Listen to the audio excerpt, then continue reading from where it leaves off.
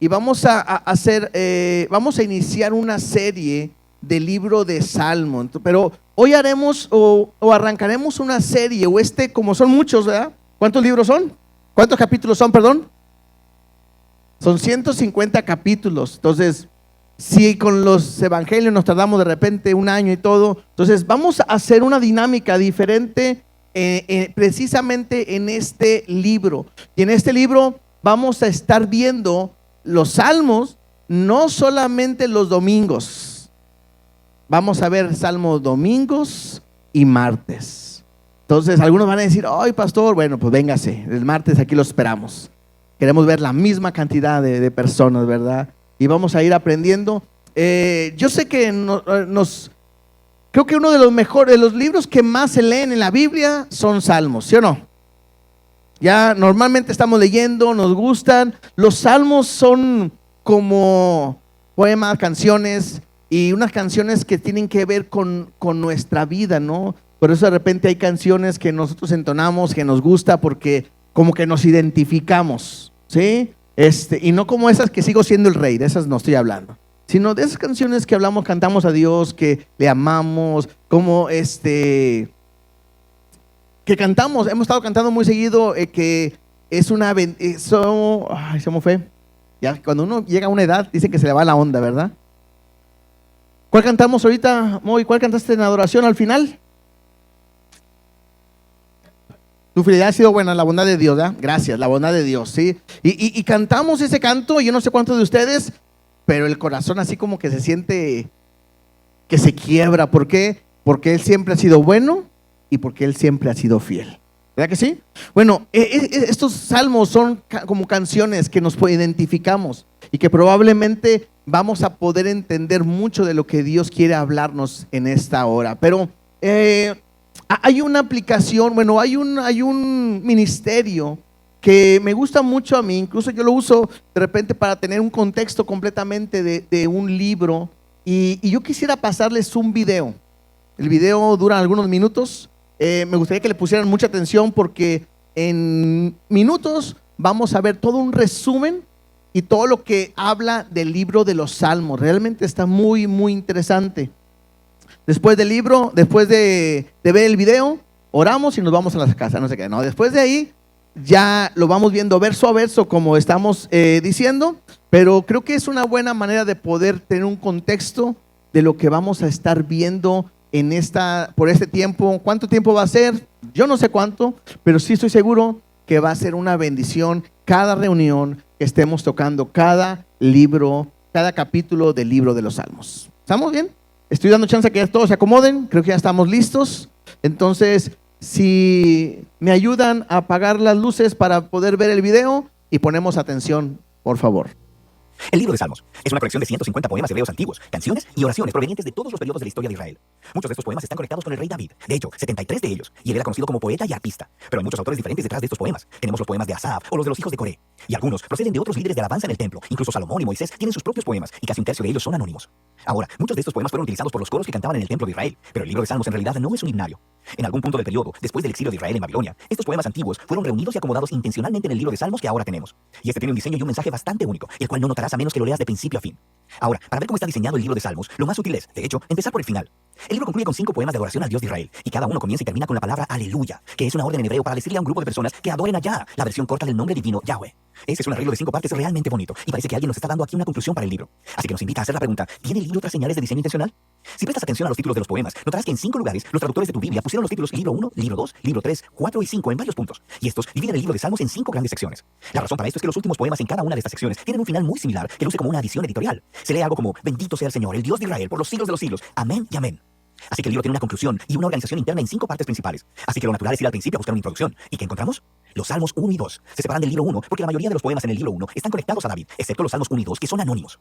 El Salmo 1 celebra lo bienaventurada que es la persona que medita en la Torá, leyéndola en oración día y noche, y que luego la obedece. Ahora, la palabra Torá significa simplemente enseñanza, y de manera más específica se llegó a referir a los 5 libros de Moisés que inician el Antiguo Testamento. Y aquí parece ser que la palabra se utiliza con ambos significados en mente, lo que explica por qué tiene 5 partes. El libro de los Salmos se ofrece como una nueva Torá que enseñará al pueblo de Dios la práctica de la oración durante toda su vida, al mismo tiempo que procuran obedecer los mandamientos de Dios entregados en la primera Torá. El Salmo 2 es una reflexión poética sobre la promesa de Dios al rey David de 2 Samuel capítulo 7, de que un día un rey mesiánico 5 vendría y establecería el reino de Dios sobre el mundo, derrotando la maldad y la rebelión en la nación. El Salmo 2 concluye diciendo que todos aquellos que se refugian en el rey mesiánico serán bienaventurados, precisamente la palabra que se utiliza para iniciar el Salmo 1. Y así, estos dos poemas juntos nos dicen que el libro de Salmos está diseñado para ser el libro de oración del pueblo de Dios, según ellos procuran ser fieles a los mandamientos de la Torá, mientras anhelan y esperan el venidero reino mesiánico. Ahora, con estos dos temas presentados, podemos empezar a ver cómo los libros más pequeños también han sido diseñados alrededor de estas dos ideas. Por ejemplo, el libro 1 tiene justo en el centro una colección de poemas, los Salmos del 15 al 24, que inician y concluyen con un llamado a ser fieles al pacto. Y luego, en los Salmos del 16 al 18, encontramos una representación de David como un modelo de esta clase de fidelidad. Así que él clama a Dios para que lo libere, y Dios lo enaltece como rey.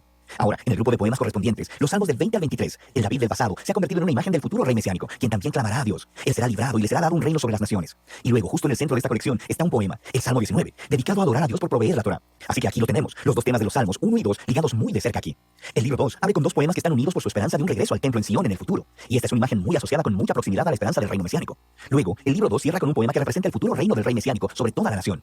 Este poema es realmente asombroso porque hace eco de todos estos otros pasajes de los profetas acerca del reino mesiánico. Y concluye diciendo que este rey traerá el cumplimiento de la antigua promesa de Dios a Abraham sobre traer bendición de Dios a todas las naciones.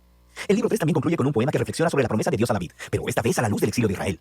Así que el poeta recuerda cómo Dios dijo que nunca abandonaría el linaje de David, pero ahora está observando la rebelión de Israel, su resultado, la destrucción, el exilio y la decadencia del linaje de David. Así que el poeta termina pidiéndole a Dios que nunca olvide su promesa a David.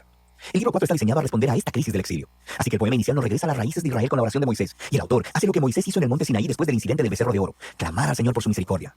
El centro del libro 4 está dominado por un grupo de poemas que anuncian que el Señor, el Dios de Israel, gobierna como el verdadero rey del mundo, y que toda la creación, los árboles, las montañas y los ríos son convocados para celebrar ese día futuro en el que Dios traerá su justicia y su reino sobre todo el mundo. Son convocados para celebrar ese día futuro en el que Dios traerá su justicia y su reino sobre todo el mundo. El libro 5 abre con una serie de poemas que afirman que Dios escucha el clamor de su pueblo y que un día enviará a su futuro rey para derrotar la maldad y traer el reino de Dios. Este libro también contiene dos colecciones más grandes, una llamada Hallel y otra llamada Cánticos Graduales. Cada una de estas colecciones concluye con un poema sobre el futuro reino mesiánico. Y estas dos colecciones, al unísono, sostienen la esperanza de una acción futura, similar al Éxodo, en el que Dios redimirá a su pueblo. Y luego, justo en medio de ellos, está el Salmo 119, el poema más largo del libro. Es un poema alfabético. Cada línea comienza con una nueva letra del alfabeto hebreo y explora el maravilloso regalo de la Torá como la palabra de Dios para su pueblo. Así que aquí lo tenemos, los temas del Salmo 1 y 2, Torá y Mesías, combinados juntos en el libro 5, lo que nos lleva de vuelta a esa conclusión de los 5 poemas. En el poema central, el Salmo 148, toda la creación es convocada para adorar al Dios de Israel, porque, citando textualmente, Él ha exaltado un cuerno para su pueblo. El cuerno es una metáfora de un cuerno de toro levantado en señal de victoria. Y esta imagen hace eco de la misma imagen usada en el cántico de Ana en Samuel capítulo 1, pero también al Salmo 132. El cuerno es un símbolo del futuro rey mesiánico y de su victoria sobre el mal, y es una conclusión apropiada para este asombroso libro. Ahora, aquí hay otra cosa que probablemente pasarás de largo si no lees el libro en orden. Hay muchas clases de poemas diferentes en el libro de Salmos, pero todos, básicamente, caen en dos grandes categorías: poemas de lamento o de alabanza. Los poemas de lamento expresan dolor, confusión y enojo acerca de lo horrible que es el mundo y lo horrible que son las cosas que le están sucediendo al poeta. Así que estos poemas llaman la atención a lo que está mal en el mundo y le piden a Dios que haga algo al respecto. Hay muchos de estos en el libro, lo que nos dice algo importante, que el lamento es una respuesta apropiada a la maldad que vemos en nuestro mundo. Pero lo que notarás es que los poemas de lamento predominan en la primera parte del libro, en los libros del 1 a 3, pero pon atención, porque en ocasiones también encontrarás salmos de alabanza. Los poemas de alabanza son poemas de gozo y celebración y llaman la atención a lo que es bueno en el mundo y recuentan las historias de lo que Dios ha hecho en nuestras vidas y agradeciéndole por ello. En los libros 4 y 5 notarás que los poemas de alabanza son más que los poemas de lamento, y todo culmina en esa conclusión de aleluyas en 5 partes. Este cambio de lamento a alabanza es profundo y nos dice algo acerca de la naturaleza de la oración, mientras esperamos por el rey mesiánico, como el libro nos enseña a hacer. Esto creará tensión para nosotros mientras miramos el trágico estado de nuestro mundo y de nuestras vidas. Así que los salmos nos enseñan a no ignorar el dolor de nuestras vidas, pero también, al mismo tiempo, que la fe bíblica mira hacia adelante, mirando a la promesa del futuro reino mesiánico de Dios. Así que, Torá y Mesías, lamento y alabanza, fe y esperanza. De eso trata el libro de Salmos. Listo, ¿se me van a prender las luces, por favor? Es un resumen, igual las luces de aquí, por favor, si me ayudan. Es un resumen de todo el libro de Salmo. Está a lo mejor un poquito, largo, pero bueno, son 150 capítulos que podemos aprender. Son 5 libros, son diferentes autores y creo que es importante que podamos entender que todo es una enseñanza en relación a la palabra. Por eso nosotros le hemos puesto a esta serie, el libro de Salmos, 3 temas principales. Uno es, hablaremos de la palabra, la importancia de la palabra, el efecto de la palabra. En el Salmo 19, en el 119, hablaremos del Mesías, de ese rey que ha sido prometido, de ese rey que ha venido y que vendrá y reinará con justicia. Y el tema principal también es la alabanza, que como decíamos ahorita, momentos difíciles, momentos de prueba, de lamento, pero cuando Dios transforma todo, se produce en una alabanza para nuestra vida. Entonces, 3 temas principales de este libro que vamos a ir viendo verso a verso, vamos a ir aprendiendo y vamos a arrancar el día de hoy con los primeros. ¿Se acuerdan que hicieron ahí que eran 5 libros? y de ellos había dos principales. Bueno, hoy estaremos hablando del capítulo 1 y capítulo 2 del libro de Salmos, así que abran sus Biblias en el Salmo capítulo 1. Algunos se lo saben de memoria, el Salmo capítulo 1. Levante de la mano quién se sabe el Salmo 1 de memoria. Algunos, ¿verdad?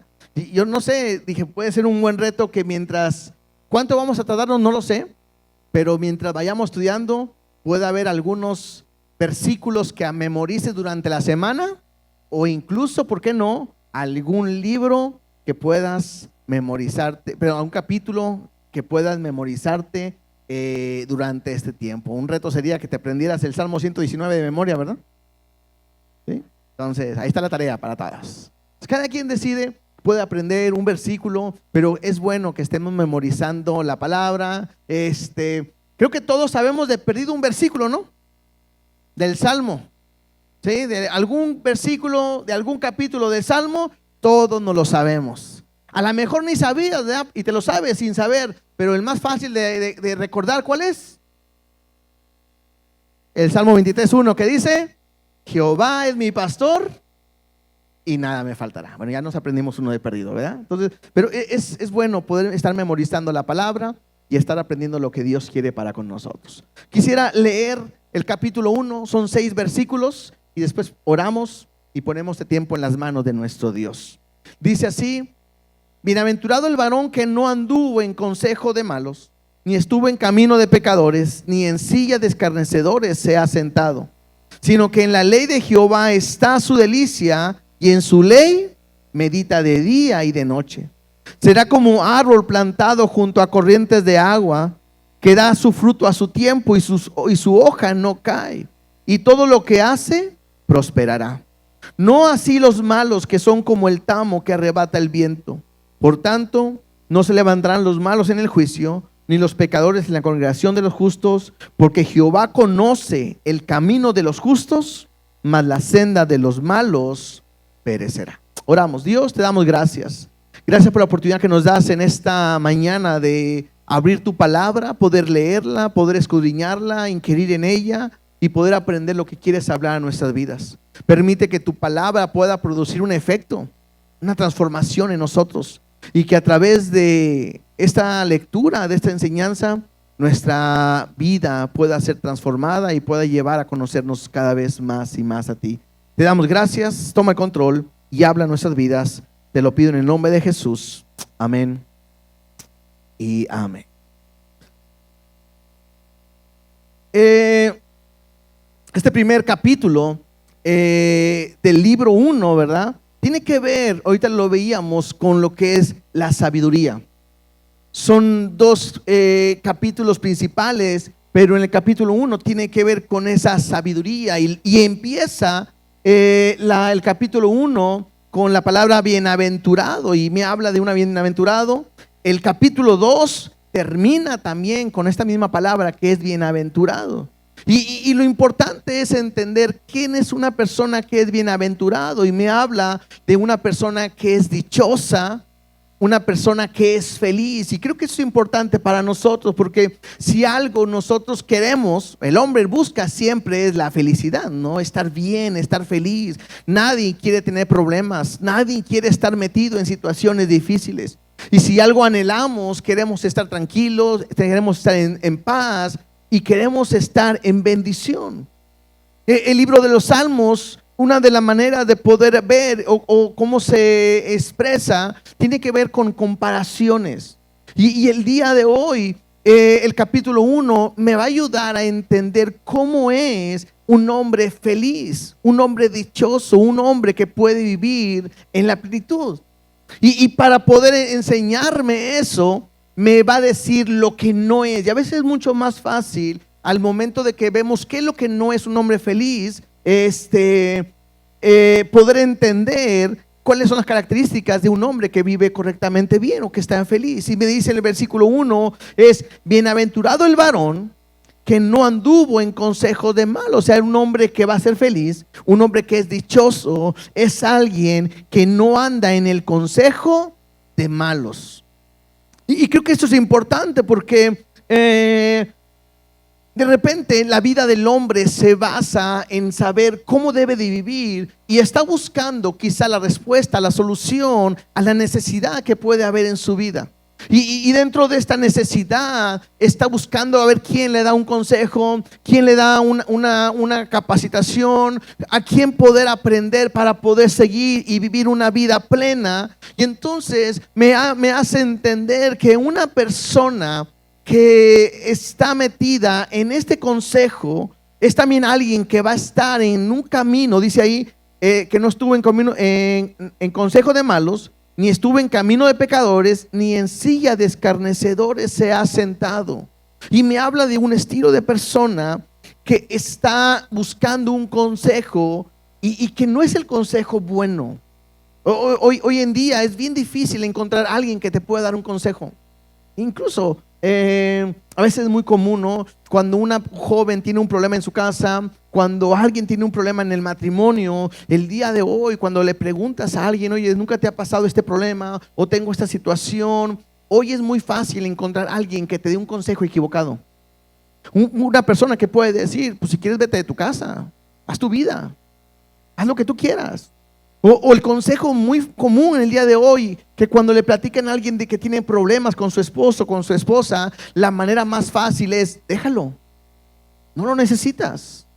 Y de repente situaciones como esa, consejos como eso, lleva a una persona a llevar a tener otras situaciones peores, a tener conflictos y situaciones que va a dañar su vida. Hoy es difícil encontrar a alguien que pueda dar un consejo correcto, un consejo que tenga que ver incluso con la palabra de Dios. Entonces una persona que vive de esta manera es una persona que es mala, es contrario a un hombre que es dichoso, a un hombre que es bienaventurado. ¿Por qué? Porque no solamente escucha un consejo, sino que después lo lleva a caminar con ese grupo de personas que viven con ese consejo equivocado, en el cual te hace asociarte a esa persona. Y no solamente ahí, sino que se sienta con escarnecedores. Tiene que ver con aquellos que no solamente escuchan un consejo, no simplemente se siente identificado con ese tipo de personas, sino que además empiezan a practicar, a formar parte de aquellas personas que piensan de esa misma manera. Y es que el hombre está buscando constantemente de repente hacer su vida y conforme a su voluntad. Mira, veamos tantito a Jeremías capítulo 17 versículos 5 y 6. Porque a veces nosotros estamos buscando el consejo, incluso a veces como cristianos andamos buscando a ver quién me da o quién me dice lo que yo quiero escuchar. Y ando buscando a ver quién me da un consejo. No, ese no me gustó, a ver quién más, hasta que encuentro a alguien que quizás piensa como yo. Y eso puede llevarte a cometer errores. Dice Jeremías 17, 5 y 6. Así ha dicho Jehová: maldito el varón que confía en el hombre y pone carne por su brazo, y su corazón se aparta de Jehová.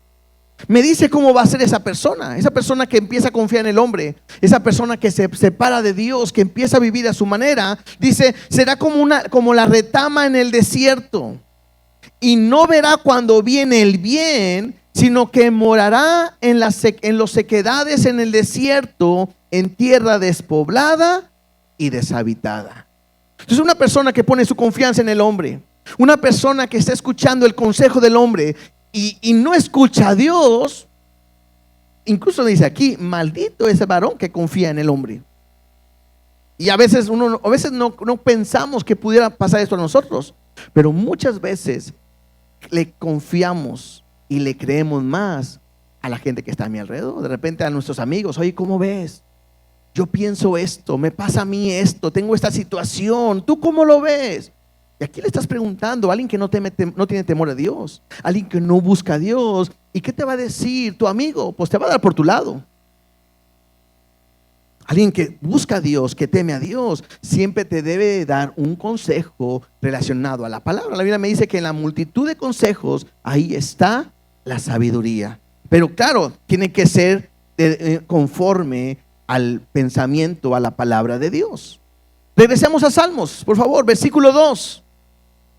Entonces, el hombre feliz, el hombre dichoso, es aquel hombre que no tiene su mirada, ni en su oído, ni en consejo de malos, ni en camino de pecadores, ni en silla de que no está sentado. Es una persona que no vive de esa manera. ¿Cómo es? Me dice el versículo 2.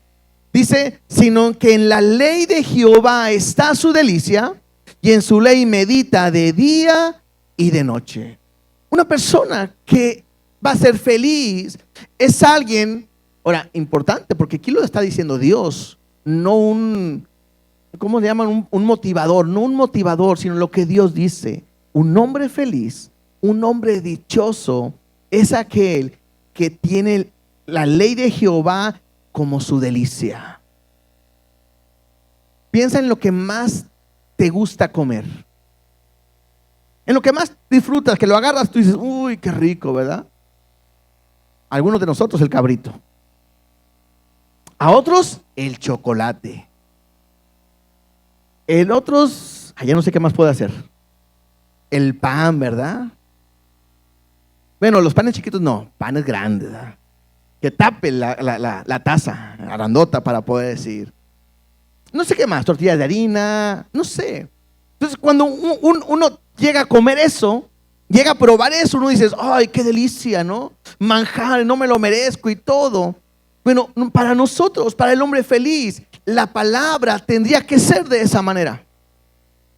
Y creo que es importante que meditemos el día de hoy nosotros, porque quizás para algunos, la palabra de Dios no es su delicia.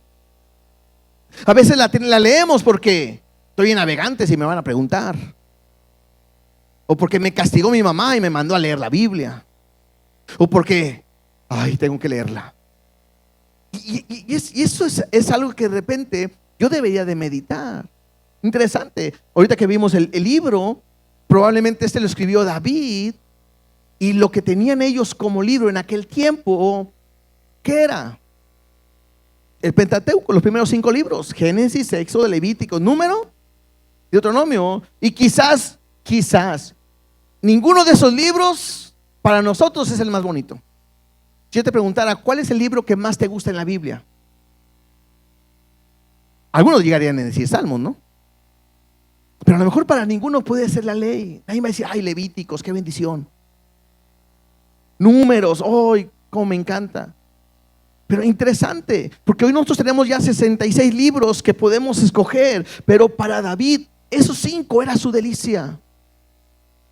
Eso que te gusta comer, yo creo que si te daban todos los días, ¿te lo comerías? Sí, yo creo que sí, si es lo que te gusta y todos los días, lo que más te gusta. Por ejemplo, a veces se me olvidó, pero a algunos nos gusta mucho la cajeta. ¿Quién le gusta la cajeta? Con nuez y todo eso, ¿verdad? Y, ay, qué bendición. Y ¿todos los días me podía comer un dulcito? 2, ¿por qué no, verdad? Entonces, imagínate en cuanto a la palabra.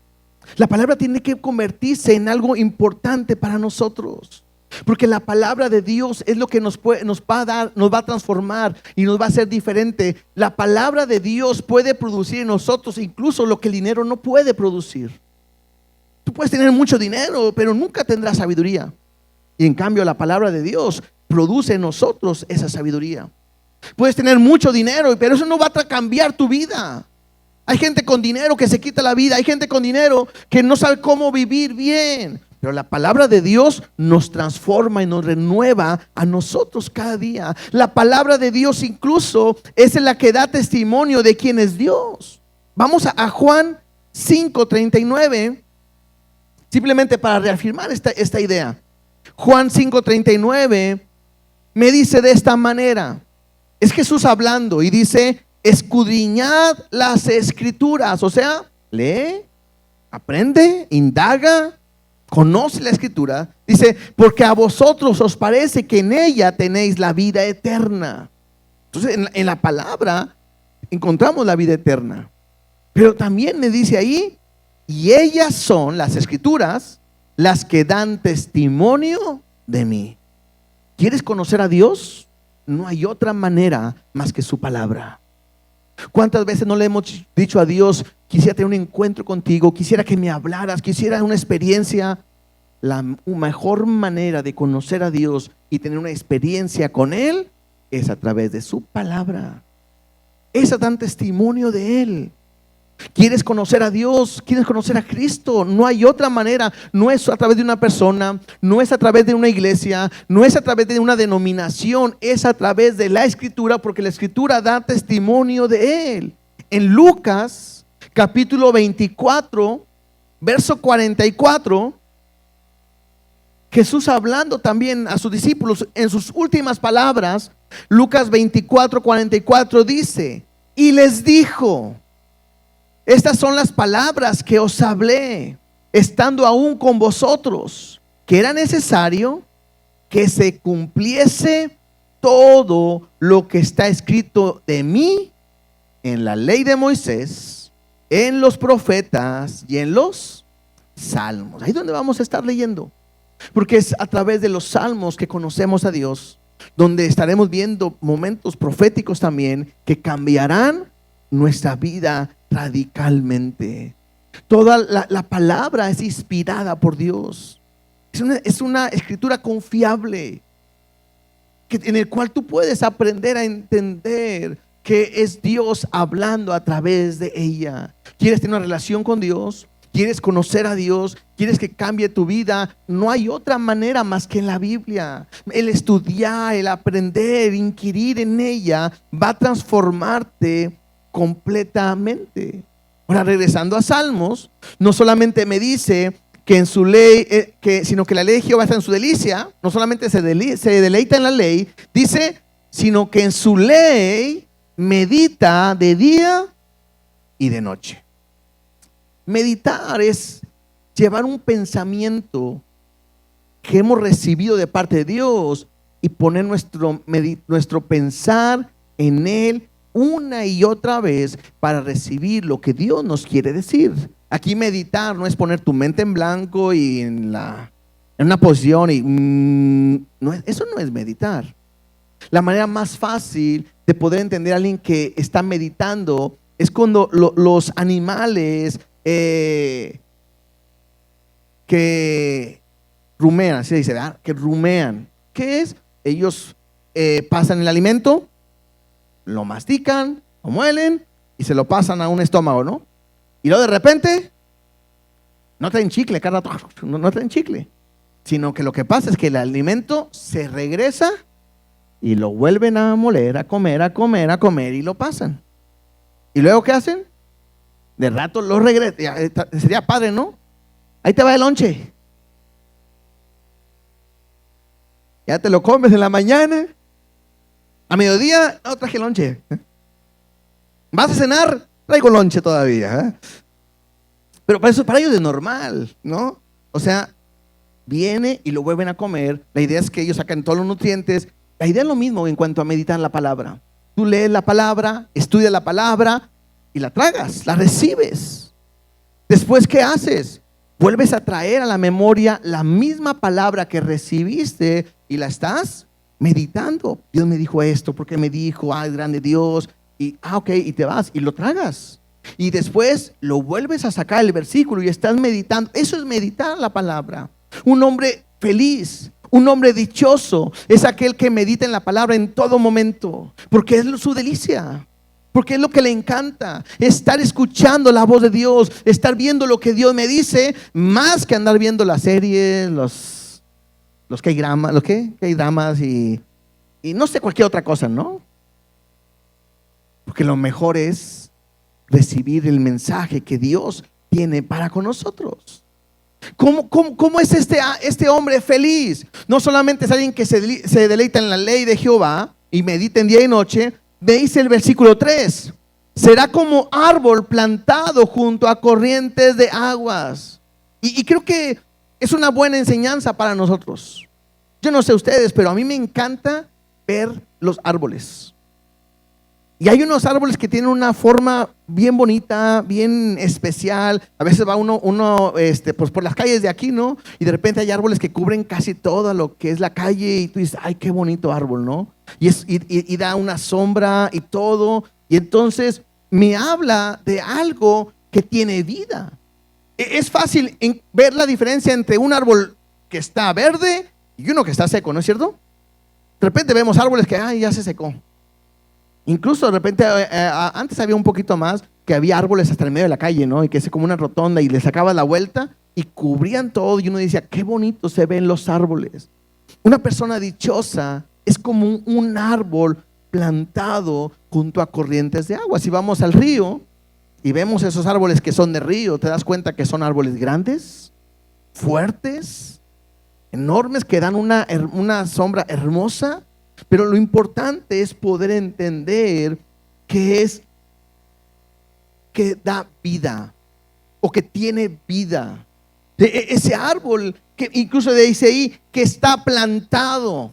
Y cuando habla de plantado, mira algo que está arraigado, que está cimentado, algo que es inamovible.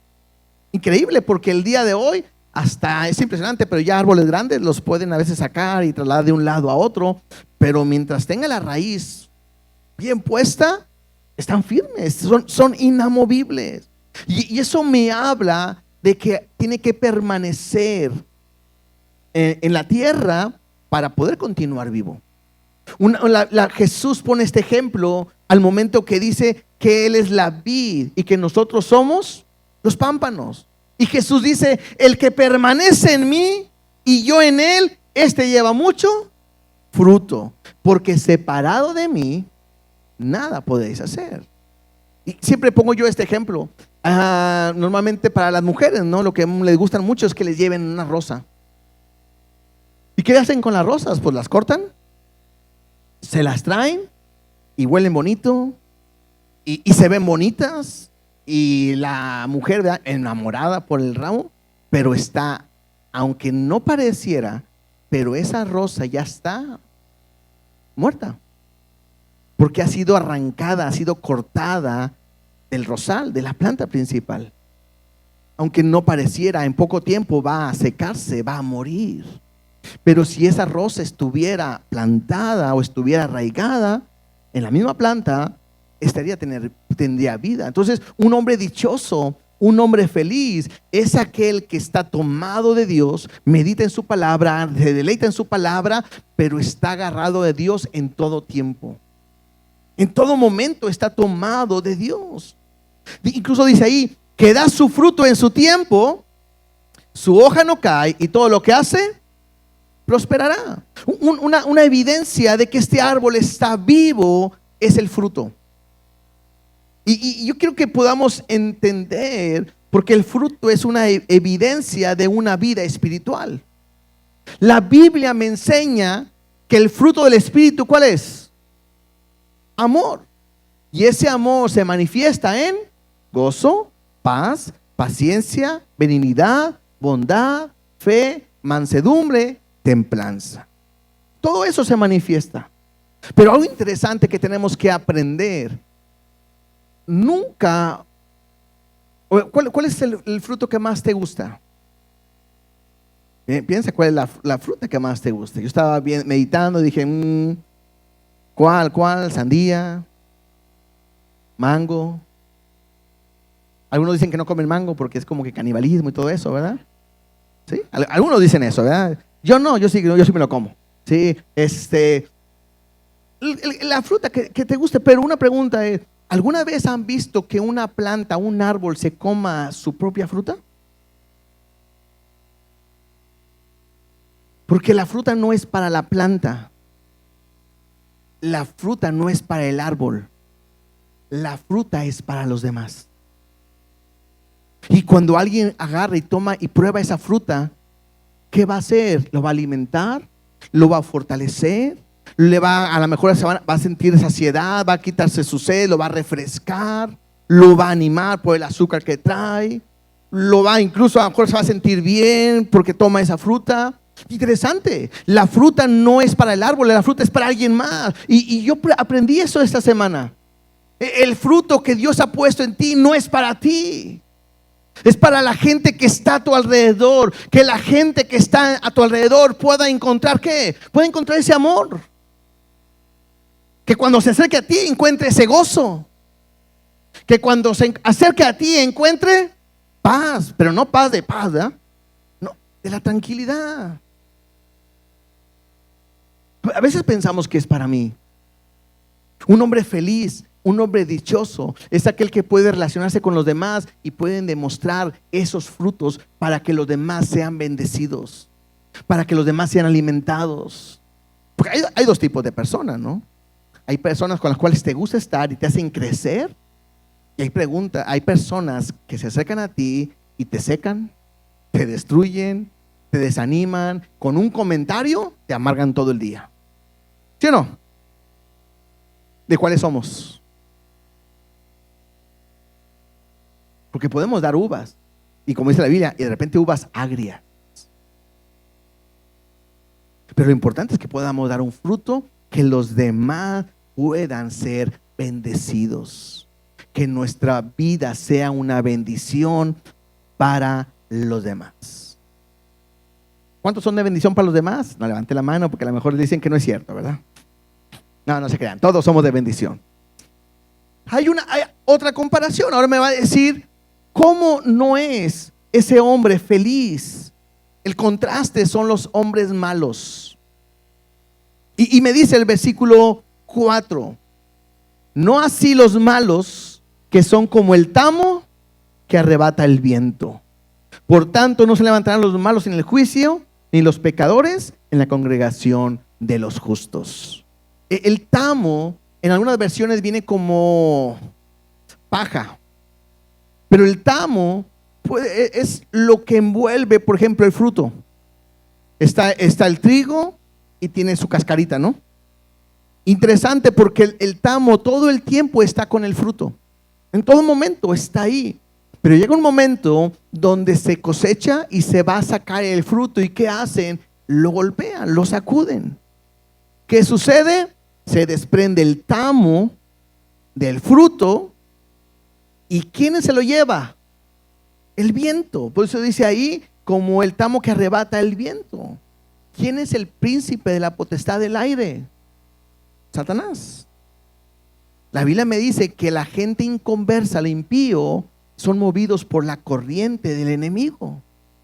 Entonces el malo es como esa basurita, no es una basura, pero como esa basura, ese tamo que el mismo viento saca, aleja y que no sirve para nada. Se escucha mal, pero realmente no sirve para nada. Y Dios sabe quiénes son. Por eso Él hace una diferencia entre los que son los malos y los que son los justos. Tanto así que en el versículo 6 dice: porque Jehová conoce el camino de los justos. Interesante que no dice buenos. ¿Por qué no dice buenos? Porque la Biblia me dice que no hay bueno ni aún uno, ¿verdad? No hay un bueno en este. Pero el justo sí hay. Porque ¿quién es el justo? El justo es aquel que pone su confianza en Dios. Mira, vamos a Jeremías otra vez, versículo 17. Jeremías 17, versículo 7 y versículo 8. Jeremías 17, 7 y 8 dice así: bendito, pareciera mucho que Jeremías con el Salmo 1 se parece mucho, porque mira lo que dice: bendito el varón que confía en Jehová y cuya confianza es Jehová. Ya no está su confianza en el hombre. Dice: porque será como el árbol plantado junto a las aguas, que junto a la corriente echará sus raíces, y no verá cuando viene el calor, sino que su hoja estará verde, y el año de sequía no se fatigará, ni dejará de dar fruto.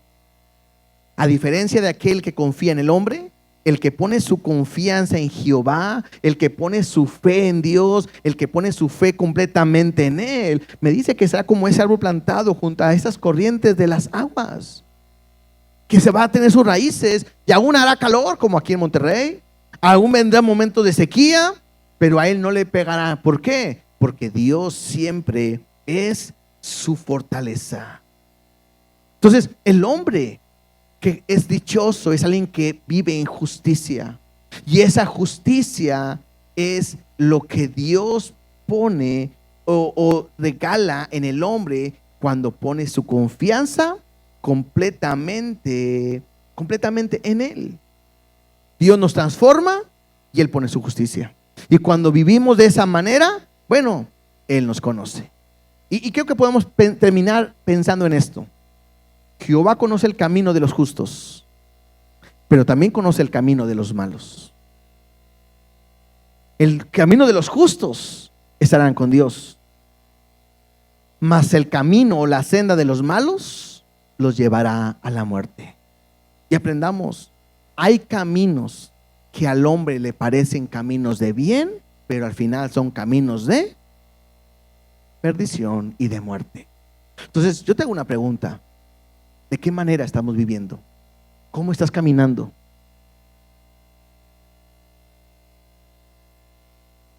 A veces estamos tan enfocados en lo que nosotros pensamos y no en lo que Dios nos ha dicho. A veces quieres hacer tu propia voluntad y tienes que entender, no lo que yo digo, porque yo estoy leyendo simplemente la porción. Esto no es lo que el pastor dice, es lo que Dios dice. Que Él conoce el camino en el cual tú estás viviendo y te está dando una alerta y te dice, quiero que entiendas algo. Dios bendice, provee, bienaventurado, dichoso, feliz el que obedece el camino de Dios, y aquel que no quiere saber nada de Dios, él va a perecer. El camino de los malos perecerá. Si pudiéramos el día de hoy decir, me gustaría que todos los que una vez han desobedecido a Dios o han hecho su voluntad y se han equivocado y han tenido consecuencias, pasen y den un testimonio, no acabaríamos el día de hoy, ¿verdad? Porque todos de repente hemos cometido ese error. Pero cuando dejas eso y te vas a buscar a Dios, vas a ser un hombre dichoso y un hombre feliz. Capítulo 2. Salmos capítulo 2. El primero es sabiduría, dijimos, ¿no? El segundo tiene que ver con algo profético, que Dios está hablando, porque es un salmo mesiánico que habla de ese rey, de ese Mesías que Dios ha prometido, y es el salmo que se hace referencia en el Nuevo Testamento para hablar acerca de Jesús. Además, te vas a dar cuenta, recordando lo de Marcos, que es parecido porque es la misma cuestión profética.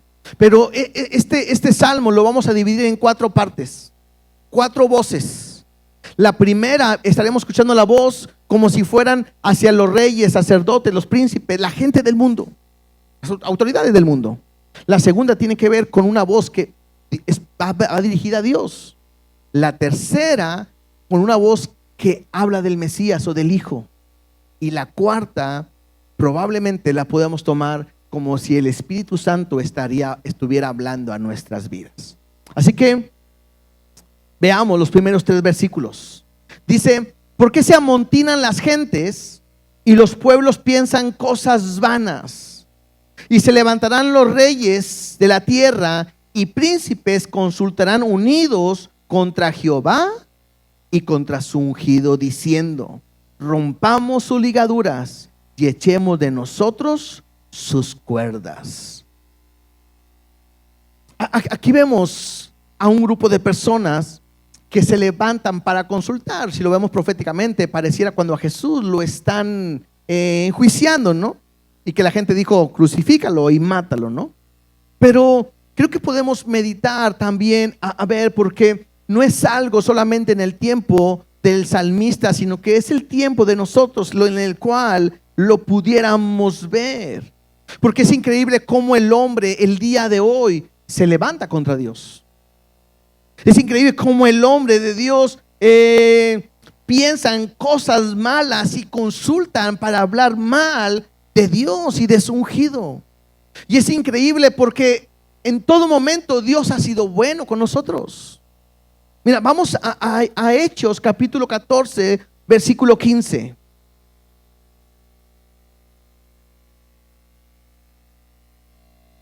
En esta porción es Pablo y Bernabé que llegan a un lugar, oran por una persona, hay un milagro, sana a esta persona, y la gente de los que están ahí de esta provincia los ven y dicen, son dioses. y los quieren adorar como dioses y hacer un sacrificio a ellos como dioses. Y Pablo y Bernabé va a decir, no, a nosotros no. Y mira lo que ellos les dicen a este grupo de personas. Versículo 15 dice, y diciendo, varones, ¿por qué hacéis esto?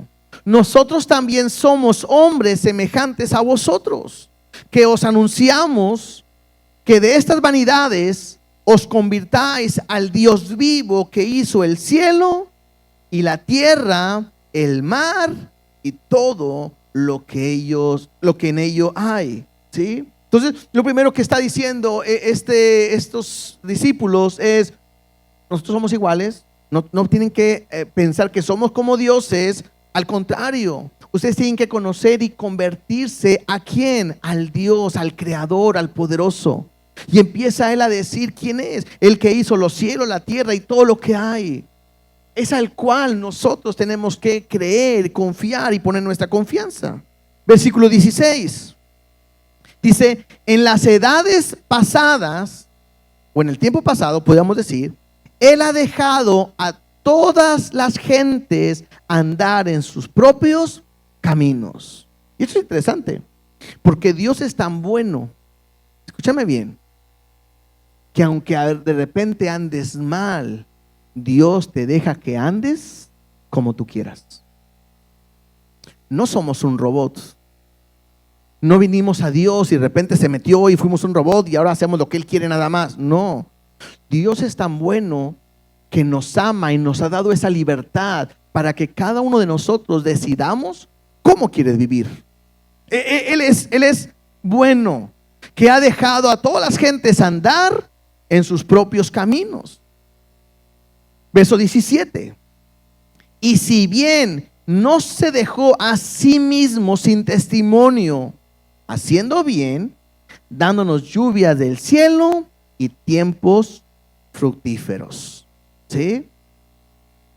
Llenando de sustento y de alegría nuestros corazones. Entonces, al final lo que dice Pablo está diciéndole, Dios ha sido bueno, que aunque ustedes no lo han creído, no lo han conocido, y aunque ustedes han vivido como ustedes quieren, a pesar de esa manera, Dios les sigue haciendo bien, Dios les sigue dando lluvia, Dios les sigue dando tiempos de fructíferos, tiempos buenos, tiempos de sustento. Es más, Dios mismo les ha permitido que sus corazones estén alegres. Y yo quiero decirte, eso es lo que Dios hace. Por eso tenemos que entender que Dios es bueno. Porque aunque no le sigamos, Él salir el sol sobre justos e injustos, sobre buenos y malos. Aunque hay gente que le rechaza, Dios sigue siendo bueno. ¿Por qué? Porque esa es la cualidad de parte de Dios. El problema, ¿cuál es? Que la gente no quiere saber nada de Dios. Hoy la gente no quiere saber nada y se levantan gente que se creen ateos y gente que no quiere creer en Dios y están buscando cómo desacreditan lo de Jesús y están tan preocupados. La mayoría de la gente que estudian teología tienen una principal meta: encontrar la falla de la Biblia o mostrar que Dios realmente no existe. No lo van a poder lograr. Pero a pesar de todo eso, Dios sigue siendo bueno. Y no podemos entender cómo la gente se levanta contra Dios. Si lo que Dios quiere en todo momento es bendecirnos. Es más, lo platicamos hacia nosotros. Es increíble cómo lo único que Dios quiere es bendecirte, prosperarte, sanarte, salvarte, que estés con Él para siempre. Y es increíble cómo muchas veces nosotros mismos estamos viendo la manera en cómo alejarnos de Dios, en cómo no buscar a Dios, cómo alejarme, cómo dejar de venir a la iglesia. Si tú has visto cómo Dios te ha ayudado, te ha sanado, te ha provisto a ti, a tu familia, es increíble cómo muchas veces no quieres estar aquí, prefieres estar descansando, durmiendo, comiendo. Sin embargo, Dios ha sido bueno. ¿Y qué es lo que me dice? Regresando ahí al Salmo, ¿qué es lo que dice? Pues la gente se levantan para consultar contra quién, contra Jehová, contra Dios. ¿Contra quién? Contra su ungido. ¿Quién es? Pues el Mesías, Cristo. ¿Y qué es lo que dicen ellos? rompamos sus ligaduras. La gente piensa que cuando alguien viene a la iglesia van a ser esclavos de la iglesia, van a ser esclavos de Dios. No, tú me quieres esclavizar, tú me quieres hacer lo que yo viva y que no viva mi vida y que no sea feliz porque me quieres meter a una iglesia. Y eso es un error. Al contrario, Dios quiere que seas bendecido, dichoso, feliz. En ningún momento quiere romper tu vida, al contrario, la quiere restaurar, la quiere sanar. Por eso dice al final: y echemos de nosotros sus cuerdas. Dios no envió al Hijo para condenar al mundo, sino que el mundo ya estaba condenado. ¿Y Él vino para qué? Para salvar y para dar vida. La gente no lo entiende. La gente no escucha. Por eso dice el necio en su corazón: no hay Dios. Y Dios es bueno, y Dios es fiel, y Dios provee, y Dios ayuda. Y sin embargo, la humanidad está completamente queriendo rechazar a Dios en todo momento. La segunda parte, del versículo 4 al versículo 10. Ahora pareciera que es Dios el que habla, porque dice el versículo 4: el que mora en los cielos. ¿Quién mora en los cielos? Pues Dios, ¿verdad? Dice: se reirá, el Señor se burlará de ellos, y luego hablará de ellos en su furor, y los turbará con su ira. Pero yo he puesto mi rey sobre Sión, mi santo monte. ¿Qué está hablando? Me está hablando de que es imposible, es una locura, es de risa el pensar que el hombre puede levantarse en contra de Dios. Es imposible el pensar que el hombre pueda destruir los planes de Dios. Dios puede usar a cualquiera. ¿Se acuerdan la historia de Moisés? Cuando el faraón había dicho que iban a matar a todos los niños, Dios planea algo para que puedan hacer un niño. Lo meten en una canasta, en un Moisés, ¿verdad? Y lo encuentran, y hasta la misma familia, la hija del faraón y todo, están preparando, alimentando, adiestrando, capacitando al hombre que Dios va a utilizar. Me interesa porque cuando dice que Dios se burlará, no es que Dios esté haciéndole bullying, ¿verdad? Sino que más que todo, decía un pastor, y me gustó, voy a usar la misma aplicación que él decía: es como cuando de repente ves un Rottweiler, ¿no? ¿Han visto ese perro? Son bravos, fuertes. Y de repente se está peleando y está ladrándole un chihuahueño. Y el chihuahueño le está ladrando y se lo quiere comer. Siempre han dicho, ¿verdad?, que los chihuahueños no tienen un sentido de orientación. Ellos se creen que son los más grandes del mundo, ¿verdad? Por eso se le ponen y de repente a lo mejor el Rottweiler nomás se le voltea viendo, ¿verdad? Y el chihuahueño se está deshaciendo. Y ¿hay alguna manera en que ese chihuahueño mate al Rottweiler? Si además si se le atora en el cuello, dicen algunos, ¿verdad? Se lo quiso comer, se le atoró y se murió ahogado, ¿verdad? Es la única. Pero si nosotros viéramos esa escena, ¿qué haríamos? Nos vamos a reír, ¿no? Mira, el chihuahueño está loco, ¿verdad? ¿Cuándo le va a ganar? Bueno, es la misma idea en que cuando el hombre se levanta con Dios, es una locura. El que el hombre pueda pensar que puede con Dios.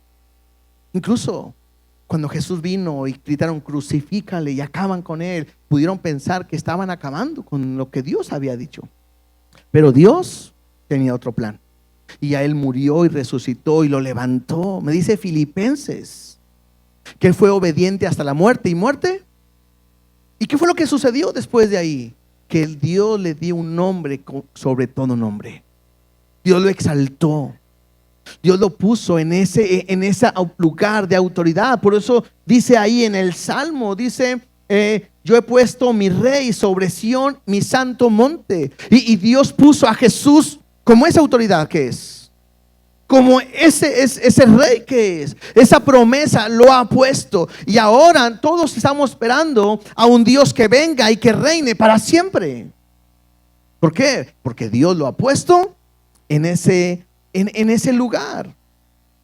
La otra parte, versículo 7, del 7 al 9. Ahora pareciera que está hablando el Hijo, porque mira lo que dice: Yo publicaré el decreto, algo que se ha dicho, se ha establecido. Este sí es un decreto. ¿Quién lo dijo? Lo dijo Dios. Y lo que hace el Hijo simplemente es publicar lo que Dios ya ha dicho. Yo publicaré el decreto. Jehová me ha dicho, mi hijo eres tú. Yo te engendré hoy. Pídeme y te daré por herencia las naciones, y como posesión tuya los confines de la tierra. Los quebrarás con vara de hierro, como vasijas de alfarero los desmenuzarás. Y eso es interesante porque ¿de quién está hablando? De Jesús. ¿A quién le ha dicho Dios, mi hijo eres tú? Está diciendo a él de una manera profética. ¿A quién le dijo Dios, pídeme y te daré por herencia las naciones? ¿A quién? No a nosotros, hermanos. Porque de repente hay gente que piensa que nosotros le podemos pedir a Dios las naciones y que Dios establecerá su reino aquí a través de nosotros, y eso está equivocado. Porque nosotros como iglesia no podemos establecer el reino de Dios, sino lo tienen que establecer Él. Este mundo será destruido, según Apocalipsis. Pero Él establecerá un cielo nuevo, tierra nueva, donde nosotros estaremos con Él para siempre. Pero ¿quién va a reinar? Él, y nosotros juntamente con Él. Pero el que reina completamente es Él. Y entonces está hablando acerca de esa autoridad, de ese poder que Dios le está dando a su Hijo. Dice, te daré como posesión tuya los confines de la tierra. O sea, todo lo he entregado en tus manos. Y la Biblia nos lo enseña completamente. Y ahora, para terminar, esta cuarta parte pareciera que es el Espíritu Santo el que está hablando, porque dice, ahora pues, oh reyes, pareciera que le está hablando a los del principio del capítulo, ¿no? Reyes, principales o príncipes, le dice, ahora pues, oh reyes, sed prudentes. Y esto habla de pensar, admitir o recibir amonestación, jueces de la tierra. Servir a Jehová con temor y alegraos con temblor. Honrad al Hijo para que no se enoje y perezcáis en el camino, pues se inflama de pronto su ira. Bienaventurados todos los que en Él confían. Entonces, ¿qué es lo que está diciendo ahora? Pareciera que el Espíritu Santo está hablando otra vez a la primera sección y que dice, a ver, ustedes que se levantan contra Dios, ustedes que consultan para hablar en contra de Dios, vean lo que Dios ha hecho. Vean cómo a su Hijo lo ha puesto como rey y todo. Aquellos que no creen en Dios, pareciera que Dios le está diciendo, a ver, ustedes sean prudentes, piensen, estén atentos, vean lo que sucede realmente. Incluso aquellos de cabeza dura, que no quieren escuchar lo que Dios les dice, le dice el Espíritu Santo, admitir amonestación, el regaño, la corrección. Lo que tenemos que hacer nosotros no es rechazar a Dios, no es pensar que Dios no va a hacer nada o que yo soy mejor que Dios. Lo que yo tengo que hacer es servir a Jehová con temor. Si tú conoces a Dios, lo que tú tendrías que estar haciendo el día de hoy es estar sirviéndole. Y muchas veces nosotros estamos buscando la manera de cómo no servirle. Ahora, yo sé que hay muchas maneras de servir a Dios, pero la manera que Dios ha enseñado bíblicamente es que tú tienes que servir en la iglesia donde Dios te ha establecido. En este caso, ustedes están aquí en esta iglesia, ustedes tienen que servir en esta iglesia. Porque a veces pensamos con que no, yo sirvo a Dios, de repente voy en el carro, alguien ve una necesidad y le doy una moneda y estoy sirviendo a Dios. Eso no es servir a Dios. Eso es ser buena onda, ¿no? La pregunta sería, ¿y cuántos de aquí estamos sirviendo a Dios? Porque hay gente que está buscando cómo salirse y cómo espera un tiempo para ya no servir a Dios. Hoy quiero un descanso.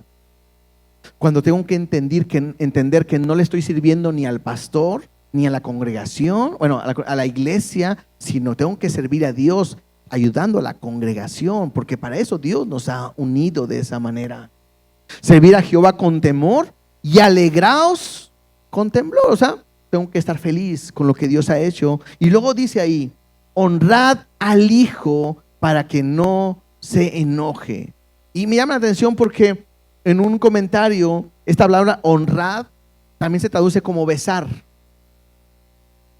Entonces cuando dice besar al Hijo, yo lo veo como un acercamiento. ¿A quién besas? Aquellos que tienen un acercamiento. Quizás el ejemplo más claro y pudiera poner, porque a veces hoy es común y lo hacemos de repente en la iglesia con mucho respeto, de repente nos saludamos de beso, ¿verdad? Pero ¿cómo verían que de repente nosotros los hombres de la iglesia empecemos a saludar de la misma manera, con mucho respeto, a los mismos hombres con beso? ¿Cómo lo verían? Bueno, levante a qué hombre le gustaría empezar a hacer esta dinámica. Ya medio raro, ¿no? Claro, por ejemplo, aquí está mi papá, ¿no? Pero yo mi papá lo veo y adelante de todos lo puedo dar un abrazo, un beso, y es la manera en que yo siempre lo saludo. ¿Por qué? Pues porque mi papá, porque hay un acercamiento y es natural, y hay un acercamiento. Si yo llegara con alguno de ustedes, hermano, ¿cómo está? Dios lo bendiga, y así como que cara dije, ¿qué pasó? Pero mi papá puede llegar con toda la tranquilidad y entonces ni lo verían mal, ¿verdad que no? Pero eso me habla de un acercamiento. ¿Qué es lo que Dios quiere? Que nosotros podamos acercarnos al Hijo, que podamos abrazar y besar al Hijo, que es Jesús, que es acercarnos a Él para poder tener una relación, para poder una intimidad con Él completamente. Dios es bueno, Dios es fiel, Dios es misericordioso. Pero aprendamos y terminemos con esto. Horrenda cosa es caer en manos de un Dios vivo. Porque dice, para que no se enoje y perezcáis en el camino, pues se inflama de pronto su ira. Me imagino, ¿no? No sé si a ustedes, pero a mí me pasó, ¿no? Que de repente tú llegas con tu mamá y te abrazaba y te besaba, ¿verdad? Y te encantaba llegar con tu mamá, y más cuando te hacía de almorzar, a comer o algo así. Pero cuando llegabas a tu casa y tu mamá te recibía con el cinto, horrenda cosa es caer ahí en esas manos, ¿no es cierto? Y si es que era cinto, si era con lo que fuera, entonces de repente podemos entender algo así. Dios es amor, Dios es misericordia, Dios es gracia, Dios es poder. Pero llegará un momento donde se acabe esa paciencia y empiece la corrección. Entonces termina diciendo, bienaventurados todos los que en Él confían. Dichosos, felices, contentos, todos aquellos que confían en Dios. Interesante, ¿no? Estoy seguro que pueden ustedes en su casa, además es tarea, vuelvan a leerlos y vean qué más Dios les puede estar hablando. Hay mucho que sacar, mucho que meditar, mucho que aprender. Pero creo que el día de hoy, si tú quieres ser un hombre feliz, un hombre dichoso, necesitas a Cristo y a Dios en tu vida.